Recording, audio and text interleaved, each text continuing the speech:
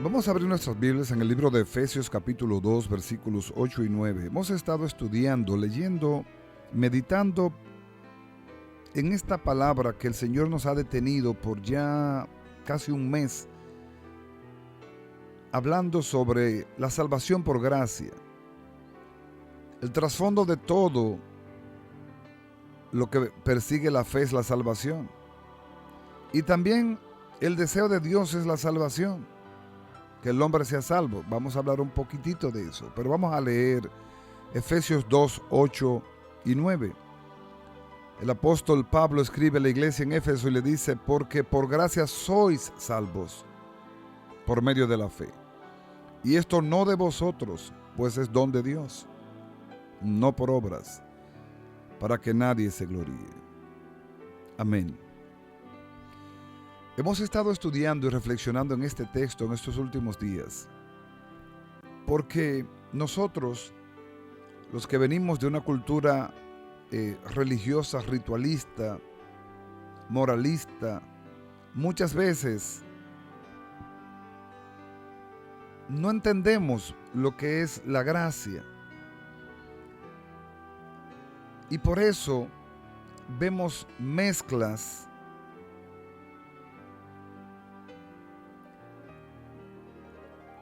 de una manera tan común. O sea, se ha vuelto tan normal el mezclar la gracia con ritos que no tienen nada que ver con el propósito de Dios. Dicho sea de paso, Dios abomina las mezclas. Dios abomina las mezclas. Si usted es lector de la Biblia o ha leído o le interesa leerla, léase cuando tenga el tiempo Gálatas 2 y Gálatas 3 para que usted vea cómo el apóstol Pablo confronta una iglesia, un pueblo que estaba en esa región de Asia Menor llamada Galacia, los Gálatas. Y Pablo confronta un pueblo que recibió la revelación de Jesucristo, pero que por falsas instrucciones y malas instrucciones cayó en ritos judaizantes. Entonces había una mezcla de gracia con ritos. Y Pablo tuvo que confrontarlos y corregirlos. En el capítulo 3, Pablo les llama insensatos. Insensatos. ¿Por qué? Dice: habiendo ustedes recibido el Espíritu por la fe, ahora vienen ustedes a participar de ritos y de prácticas judaizantes. O sea, en otras palabras, cosas que no llenan las expectativas de Dios. Dios mismo se proveyó en Cristo nuestra salvación. Somos salvos por el sacrificio expiatorio de Cristo en la cruz del Calvario. Somos salvos porque Jesús pagó la deuda que usted y yo no podíamos pagar. Pero a nosotros nos ha costado entender y creer eso. Hasta cierto punto es un pecado no creer que Jesús pagó por nosotros. Y es una ofensa a la gracia el no creer en el sacrificio expiatorio de Cristo. Y es hasta un insulto a la gracia el querer ponerle o añadirle obras muertas, pretendiendo con ellas justificarnos para salvación con el Señor. Es un completo error. Un completo error. El apóstol Pablo dice a la iglesia que somos salvos por gracia, un favor inmerecido, pero cuando lo interpretamos desde la óptica divina es cuando el Dios Santo se inclina hacia pecadores que estábamos todos desviados y nos da un perdón. Solamente Él podía hacerlo, porque el hombre en pecado, muerto en delitos y pecados, no podía moverse en dirección hacia Dios. Entonces Dios se movió en dirección hacia nosotros, dándonos a Jesús como el regalo, como el don de Dios. Jesús es la misma gracia de Dios. Jesús es el regalo de Dios. Pero también Dios mismo se provee por medio del Espíritu Santo en nosotros la convicción de nuestros pecados, para entender que nadie podía limpiarnos ni pagar por nuestros pecados sino Jesús. Pero también Dios provee la fe para que podamos creer en el unigénito Hijo de Dios. Por eso, uno de los textos más leídos, pero no siempre entendido, es Juan 3:16, aunque es tan simple aprendérselo, memorizarlo, porque de tal manera amó Dios al mundo que dio su Hijo unigénito, para que todo aquel que en Él cree no se pierda, mas tenga vida eterna. Dios el Padre dio al Hijo, para que todo aquel que en Él cree no se pierda y tenga vida eterna. Cree. Esa palabra creer es la palabra adherirse, aferrarse. En otras palabras, me aferro al sacrificio expiatorio de Jesús. Pero ese apego no es un apego ritual. Es un apego que se revela por fe. Por fe y para fe. Por eso dice la Biblia, dice el apóstol Pablo, hablando a los romanos en el capítulo 1, versículo 16 al 18, Pablo dice: no me avergüenzo del evangelio, porque es poder de Dios para salvación para todo aquel que cree.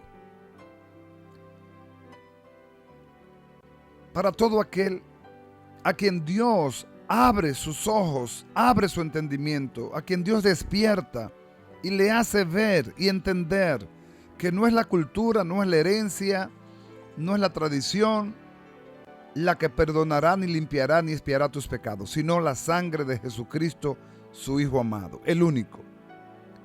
Entonces, cuando crees esa verdad, te aferras a esa verdad, entonces eres sellado para salvación. Y ese sello de salvación tiene como garantía la sangre expiatoria de Cristo, y también dice en Efesios, la zarra del Espíritu Santo. O sea, el sello del Espíritu Santo. Tenemos la doble garantía. Uno, la sangre que nos redime, nos limpia y nos perdona. Y dos, el Espíritu Santo, quien nos valida y nos confirma, por el cual clamamos: Abba, Padre. Por eso Pablo dice a los Efesios, consciente Pablo de que nosotros venimos y arrastramos enseñanzas ancestrales de las buenas obras. Por eso dice Pablo, no por obras, para que nadie se gloríe. Y cuando Pablo dice esto de no por obras, porque en la cultura religiosa hay como, vamos a llamarle, niveles o etapas donde hay corrientes moralistas, altruistas, pero también hay corrientes ritualistas, sincretistas, que lo que han hecho es totalmente desviar la verdad de la gracia. Y muchos han creído que por sus obras llegarán al cielo. Hay gente que dice, y lo dice con mucha frecuencia, ese se ganó el cielo. Amado, el cielo no se gana porque usted haya sido o sea una buena persona. Jesús es el único camino al cielo y se llega a Él por la fe solamente. Eso es lo que la religión no entiende. Las obras que Dios mismo se ha provisto para nosotros hacer es para Él ser glorificado. Es para Él ser dado a conocer a través de nosotros. Porque ahora nosotros somos testigos fieles o testigos de lo que Dios ha hecho en nosotros, y podemos decir al mundo las bondades y verdades de Dios, lo dice el apóstol Pedro. Nosotros antes no éramos pueblo, pero ahora somos pueblo, porque Dios nos escogió. Somos un linaje escogido, un real sacerdocio, una nación santa. No por obras que hayamos hecho, no lo merecíamos. Pero la cultura religiosa nos vendió el concepto de obras. Y en el libro de Hebreos meditaba esto y decía, Señor, esto es muy fuerte para decirlo por radio, pero no puedo callarlo. En el libro de Hebreos, la Biblia dice que las buenas obras o las obras del hombre, las buenas obras, las obras que el hombre llama buenas, para Dios son trapos de inmundicia. Oiga, si usted se va y averigua qué significa un trapo de inmundicia, se lo voy a explicar de la manera más respetuosa posible, sin querer agredir ni tampoco hacer sentir mal a nadie. Pero ¿sabe usted? Un trapo de inmundicia, un trapo, un paño, un pedazo de tela, era lo que las mujeres usaban en aquellos tiempos cuando tenían su periodo menstrual. Ya en los tiempos modernos, la inteligencia y la capacidad creativa del hombre le ha dado la manera de buscar alternativas y las mujeres usan en sus periodos menstruales, usan toallas sanitarias. Pero en aquellos tiempos no habían toallas sanitarias, lo que usaban era un pedazo de tela o un pedazo de trapo, o sea, una ropa, y las mujeres la usaban para su periodo menstrual. Y eso, así compara Dios las obras. Dice, tus obras son como trapo de inmundicia delante de mí. Oiga eso. Para que usted vea cómo Dios mira las obras cuando no son hechas en Él. Las únicas obras que pueden tener valor son las obras hechas en Dios, por Dios y para Dios. Se lo voy a repetir. En Dios, por Dios y para Dios. En otras palabras, la hacemos porque estamos en el diseño de Dios y entendemos que Dios preparó obras para nosotros. Las hacemos porque Dios nos ayuda a hacerlas, porque nada bueno hay en el hombre. Si Dios no lo pone, no hay nada bueno, olvídese. Somos podrida llaga de la cabeza a los pies. Solamente por su gracia podemos hacer algo que pueda ser merecedor o digno. Por Él y con Él, porque el Espíritu Santo es quien nos ayuda a realizar esas obras. Entonces, ¿de qué nos gloriamos? No tenemos de qué gloriarnos. Somos deudores a la gracia salvífica.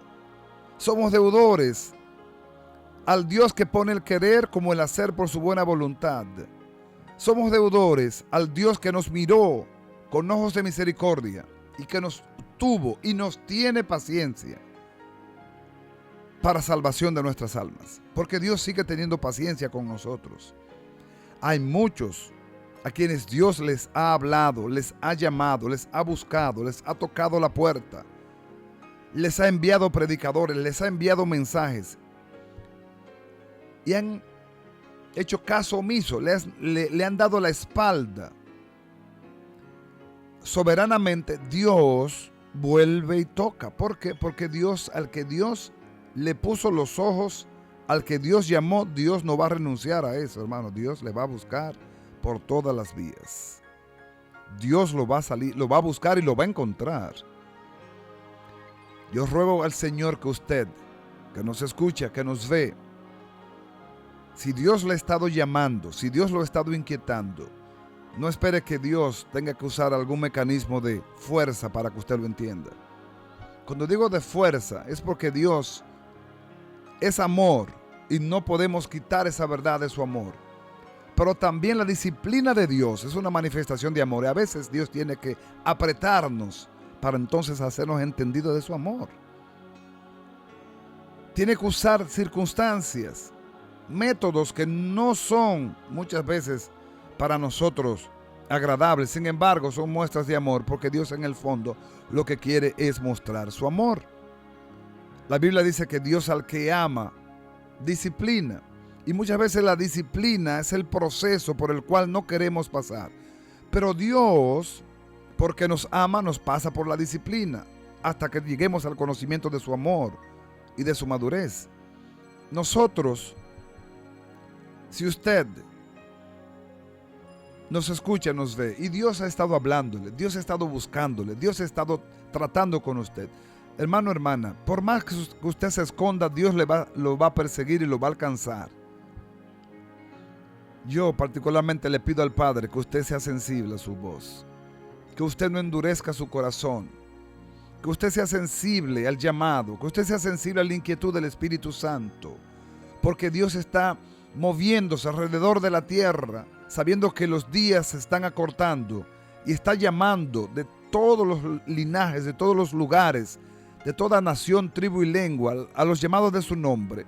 Y por eso Dios está usando todos los mecanismos, los medios que Él mismo se ha provisto. Cuando hablo de medios, estoy hablando de recursos para que el Evangelio sea predicado. Porque hay un solo medio para salvación, en Jesucristo. Eso usted tiene que estar claro.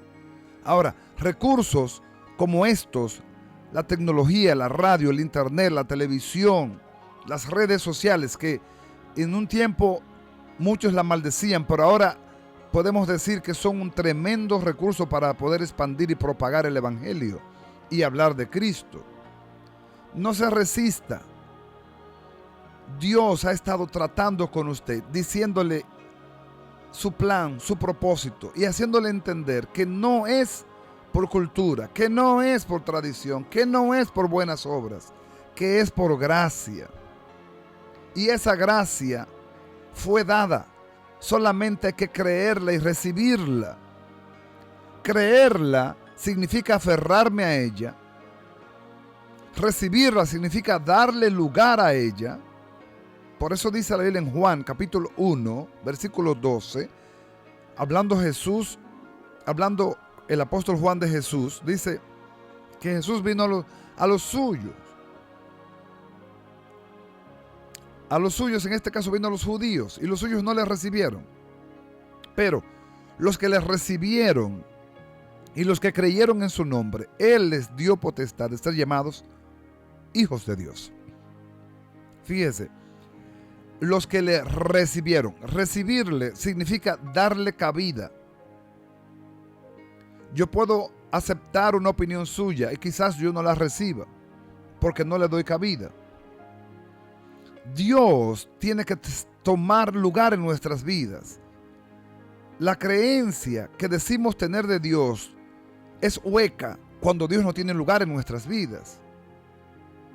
Es vana cuando Dios no tiene lugar en nuestras vidas. Ahora, el decir creo en el Señor o creo en Dios, cuando le doy lugar, cuando tengo entendimiento de que soy propósito, que no soy casualidad, que no soy accidente, que soy propósito, y en todo lo que hago, Dios está presente. Desde mi mañana hasta mi anochecer, Dios está presente.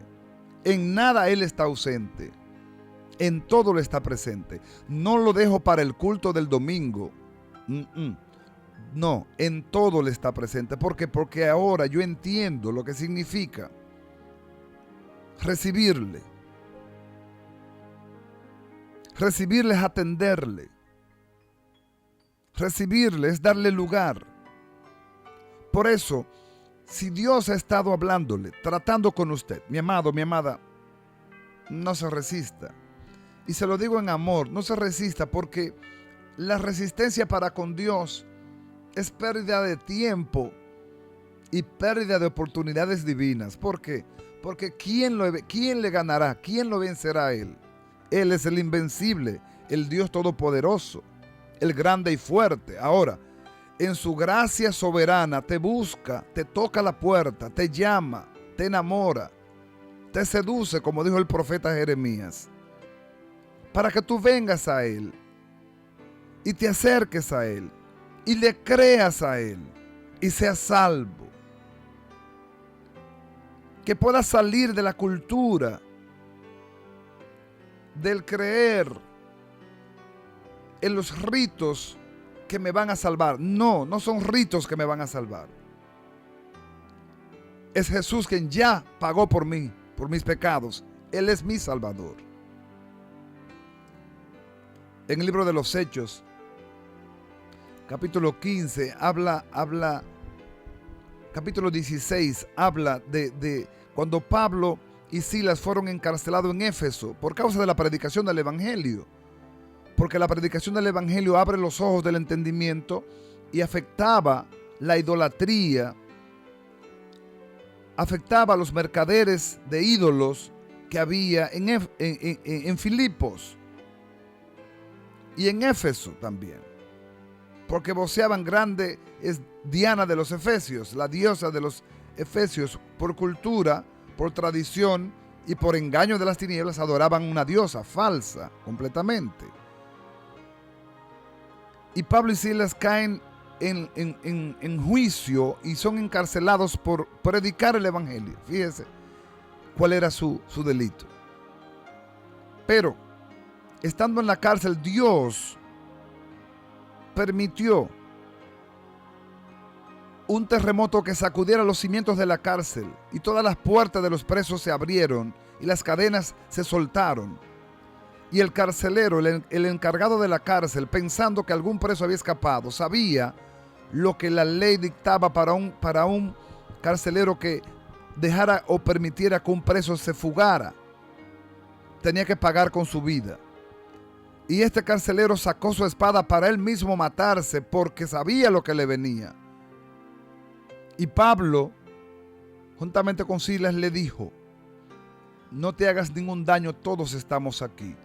Ninguno se ha ido, estamos aquí todos. Él, el carcelero, que también venía de la cultura religiosa, ritualista, le dice, sabiendo que Pablo y Silas eran ministros del Evangelio, les dice: ¿qué debo hacer para ser salvo? Oiga, ¿qué debo hacer? Pensó en un hacer. Y Pablo le responde y le dice: cree en el Señor Jesucristo y serás salvo tú y tu casa. Imagino el choque que recibió este hombre. Fue como un electroshock. Porque él pregunta: ¿qué debo hacer? Y Pablo le dice: cree. ¿Nada más? ¿No tengo que hacer nada más? Cree. Porque creer ya es un hacer cuando se hace genuinamente. Porque usted se está aferrando, usted se está adheriendo, usted se está apegando a la verdad de Jesucristo. Ya eso es un hacer. Me imagino la cara de aquel soldado cuando Pablo le responde: cree en el Señor Jesucristo y serás salvo tú y tu casa. Quizás, igual que cualquiera de muchos de nosotros en la tradición, pensaba que le iban a decir: vete a tal sitio, haz tal sacrificio, vístete de tal ropa, vete a pie, déjate crecer el pelo, la barba, o no comas esto, no comas lo otro. Ritual. Pablo le dice: no, cree en el Señor Jesucristo y serás salvo tú y tu casa. Cree. Ese creer es la puerta, es la llave que revela la gracia, que revela la gracia. Ese creer es la llave que quita el velo de ignorancia, porque la ignorancia nos vendió tantas mentiras que cuando genuinamente creemos en Jesús, resplandece la luz del Evangelio en nosotros, todas las tinieblas caen y las obras de las tinieblas son deshechas, y entendemos claramente y vemos claramente y podemos claramente compartir lo que vemos, pero también testificar de lo que antes veíamos. Y le voy a decir, lo que antes veíamos era nada, porque no veíamos nada, éramos ciegos. Por nuestros delitos y pecados andábamos ciegos y extraviados de la vida de Dios. Pero Dios, por su grande amor, por su grande misericordia, nos alcanzó con su gracia y nos dio la certeza, la garantía de que en Jesucristo tenemos salvación y vida eterna. Por eso en este día, mi amado, mi amada, que usted que me escucha, usted que está en la radio, usted que va a ver este programa y lo va a meditar, salvación es por gracia. Ser perdonado es por gracia. Quizás usted, Dios ha estado inquietándolo por muchos años y por muchos meses y por días. O quizás hoy nos ve por primera vez. O nos escucha por primera vez. Le quiero decir que el Señor está muy interesado en que usted reconozca sus pecados y venga a Él. ¿Cómo lo hago, pastor? Una oración de fe liberta toda opresión. Invoca a Jesús y serás perdonado. Invítale de todo corazón. Si te atreves, hazlo conmigo en un minuto. Ahora mismo. Sí, ¿dónde estás? Di conmigo: Señor, reconozco que he pecado muchas veces, de muchas maneras. Ahora mismo me arrepiento y te pido perdón. Te pido que limpies mis pecados, que me borres mis rebeliones y que me hagas una nueva criatura. Recibo a Jesucristo como Señor y Salvador y renuncio a mi vieja vida. Quiero vivir la nueva vida en Cristo Jesús. Gracias, Padre, por darme a Jesús. Amén.